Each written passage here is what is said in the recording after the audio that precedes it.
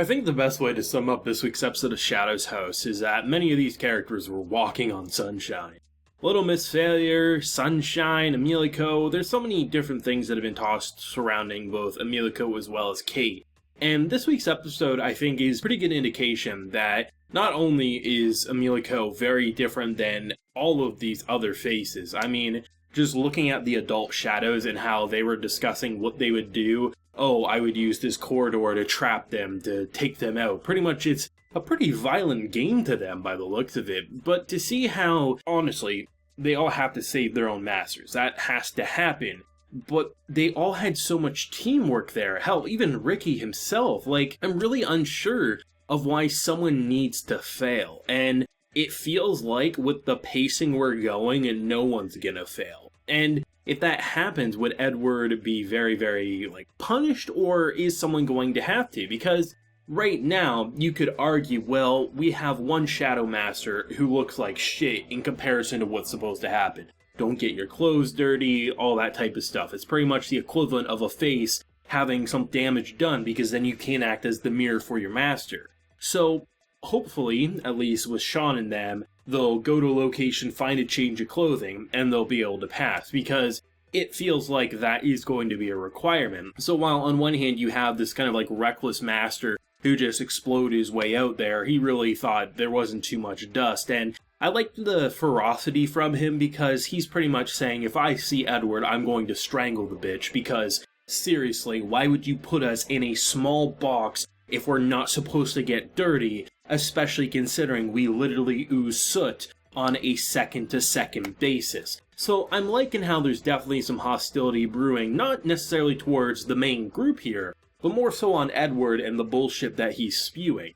And to see how, by the end of the episode, we're pretty much parting ways with everyone, because they need to finish it on their own, but for the time, they're able to work together because it made more sense to have more heads together, and in a lot of ways, it almost feels like they were supposed to work together in certain aspects. Though, based on some of the adult dialogue, it also feels like you're supposed to use their abilities and their items, but you're supposed to betray them. But it seems like because of a character like Emilico, the idea of betrayal isn't going to happen. It's more of a cooperation, which is definitely going to shake up what probably they assumed was going to happen. I like the idea that pretty much everyone has to put their heads together. Okay, so we have a character like Emilico. She likes to climb trees and goof off. She likes to eat the oranges. And the fact that she was giving the other masters oranges and flowers to keep themselves occupied and not starve. As then you have, of course, our boy pop up from the tree being like, hey, I also had the same idea. In some ways, Emilico feels like she fits better with other masters, but then on the flip side, the childish and innocent nature of someone like Emilico definitely feels like that's probably the inner workings of Kate as well.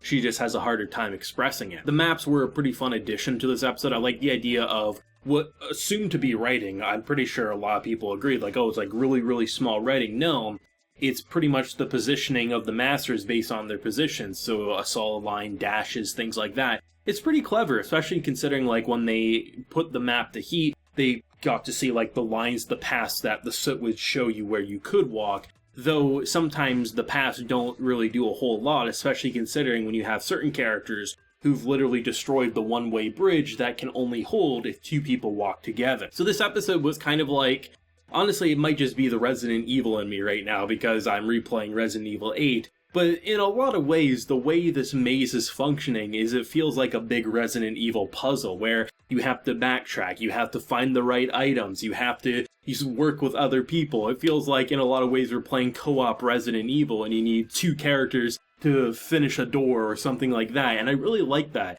because you don't get to see this type of stuff too often. Usually when you have some sort of maze or object, you have guns a-blazing, monsters are chasing you. But really right now, it's a time limit and a very uncertain outcome. You have the time limit you have to worry about your presentation. You see that with Ricky and of course the other, Lou, where she's worried about her face after almost falling to her death, doesn't care about her leg, all these other things. So you have these types of things you have to worry about while simultaneously worrying about a time limit, worrying do you have the right equipment, and if you don't have the right equipment to deal with it, because in the case of, say, Lou, she can walk seemingly anywhere and cut a path.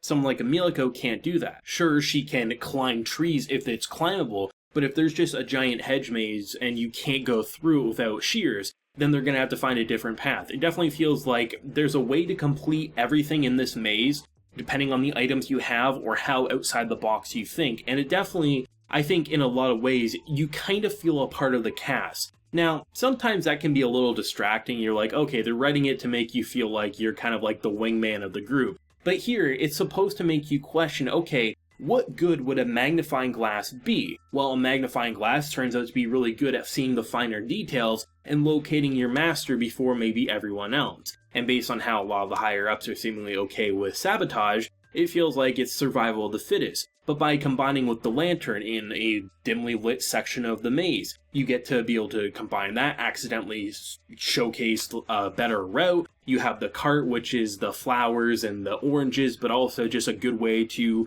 you know, what happens if your master broke a leg or something? Can they break a leg? Then you have a way to get them to safety.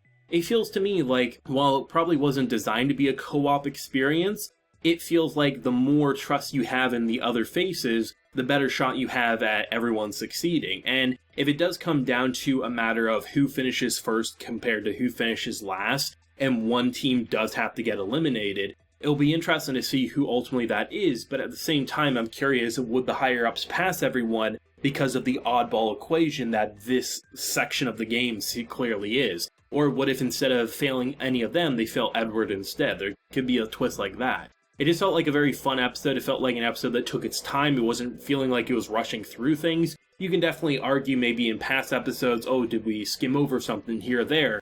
We've literally been in this maze for 2 episodes now, and it feels like we're taking our time, and I appreciate that. That'd be perfectly fine if the next 2 episodes are completely dedicated to this maze, or even the remainder of the season, as long as they continue to find new ways to spice it up. Hell, throw me more soot animals that are kind of annoying, and watching characters like Edward just freak out is more than enough for me. I just find myself, once again, enjoying Shadow's House all the more. Maybe I'm comparing in ways that's not intentional, like my Resident Evil, but it just makes me enjoy it more, so I don't think that's a bad thing. But as always, I'd love to know everyone's thoughts and feelings, and definitely your favorite point in this episode. For me personally, I love the idea of just kind of like having someone who's so focused, cutting through a hedge maze, and then almost falling to her death, worried more about her face than anything else, the sweet bonding with Ricky shortly after, or even the unexpected rum twist with her being someone who seemingly has an eidetic memory, can look at a map, memorize it, or the fact that this entire time she's been keeping track of how long they have left in that timer. Characters are definitely evolving in such a way that everyone feels important in their own unique way, and characters like Rum, this airhead who I thought had no backbone, is actually seemingly one of the most, if not the most intelligent characters we might have actually met. We just didn't get a chance to know her due to her kind of shutting down her own talking and things like that. So there's a lot of great moments to pick from, so definitely let me know yours down below. If you enjoyed the video, leave a like, share your support, and hit that subscribe button if you happen to be new around here. So until next time, everyone, please take care and have a good one.